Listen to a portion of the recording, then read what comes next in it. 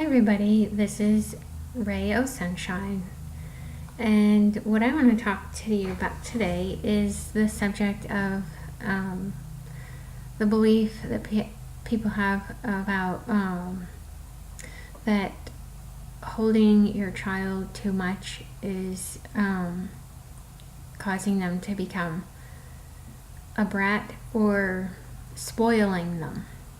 And just wanted to educate some parents who are questioning whether or not that is true and let them know that their intuition is in fact correct.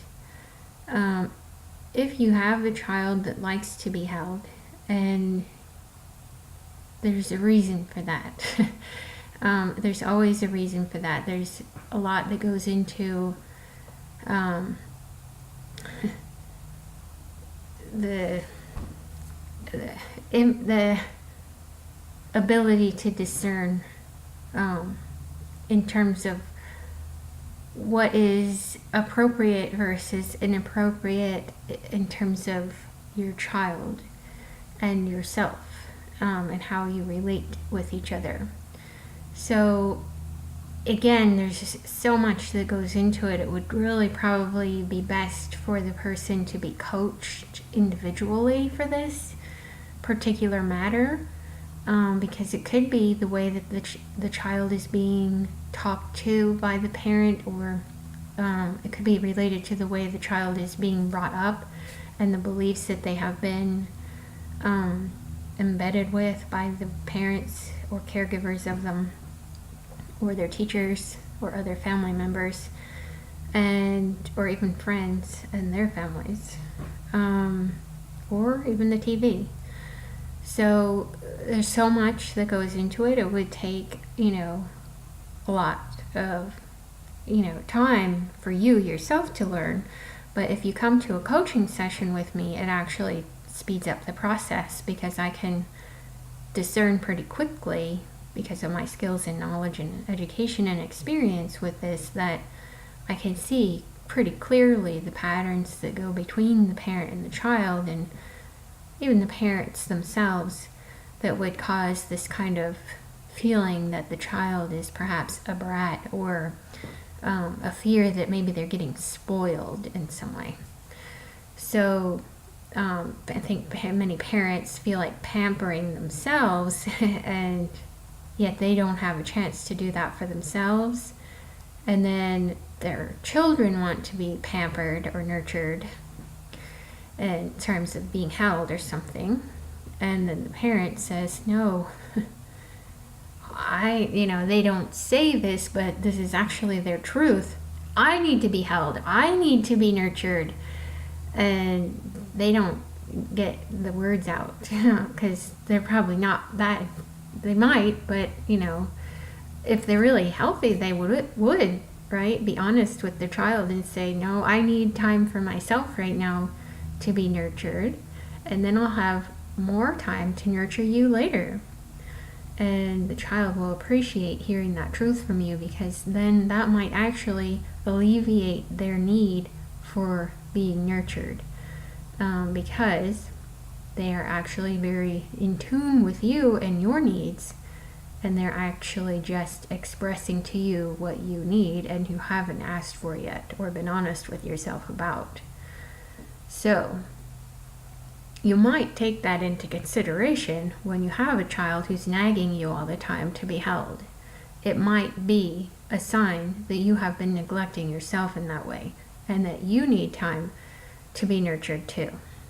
And then when you get that need met, they won't feel that hostility in you or resentment about you having to nurture others so much without being nurtured yourself.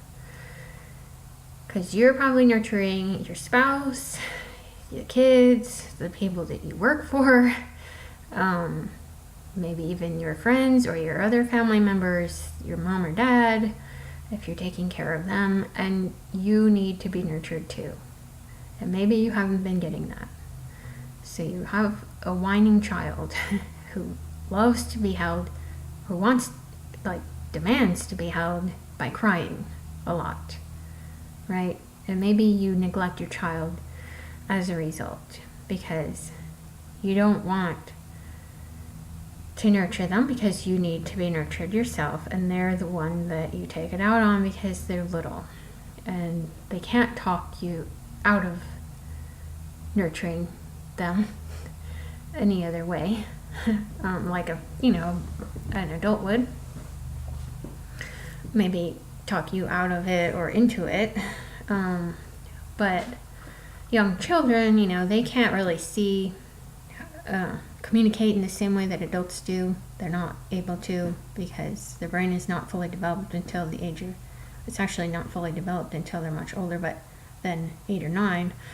But 8 or 9 is the time when the brain,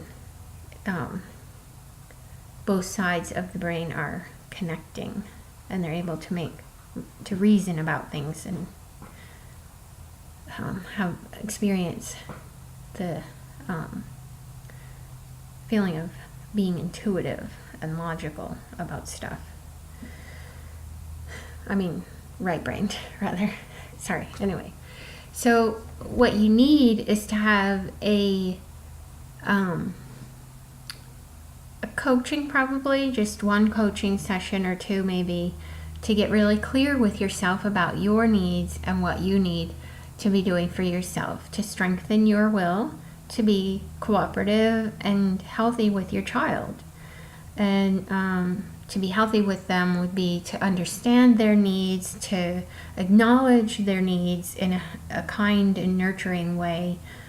And so when they're crying or whining about being held, or maybe they're just crying or they're having a lot of tantrums, it could be a sign that, and if you pick them up and hold them and they stop crying, well, that's because they probably love to be held, but they might also be crying and needing to be picked up because they're feeling that about you. You need that too. And they're just showing you what's inside of you. So they're feeling it and they're expressing it because they don't know how to tell you, Mommy, you need to take a time out for yourself to nurture yourself. Go get a massage or take a bath or something that feels really good to you and healthy and inspiring and nurturing. Like pamper yourself in some way. They can't say that when they're 2, right? They just don't know to do that. So they're going to have a tantrum instead because they know what you need and they know you're not giving it to yourself. They don't know how to say that or make sense of it. They just feel it. That's their thing. They just feel and act on those feelings without judging, right? So understand that about your child. Let them teach you how to be healthy with yourself by paying attention to the signs that they're giving you. And this is just one of them. All right, thank you for listening today. This is Rayo Sunshine, and I am a holistic healer and a relationship coach. I help people have better communication and understanding of each other so they can relate with each other and themselves and the God of their understanding a lot easier, in a more healthy way, in a happy, joyful, caring, and productive way, in a win-win way. So nobody gets hurt.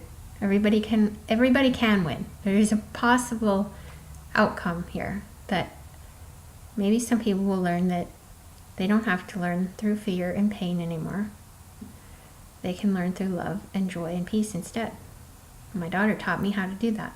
I'm very blessed to have her. I've been a part of her early. Little wisdom came out of her when she was very, very young. And I feel so thankful. I'm so grateful for her sharing her wisdom and her truth with me, because it was the hardest thing in the world for me to see by myself. Yet it was very clear to her when she was just 3 years old that in order to have peace, you can never have peace with anybody if you're always trying to do everything to please everybody else and you're neglecting yourself. This is what my child told me when she was 3. So obviously she was correct in that. And I remembered that. And I knew exactly what I needed to do.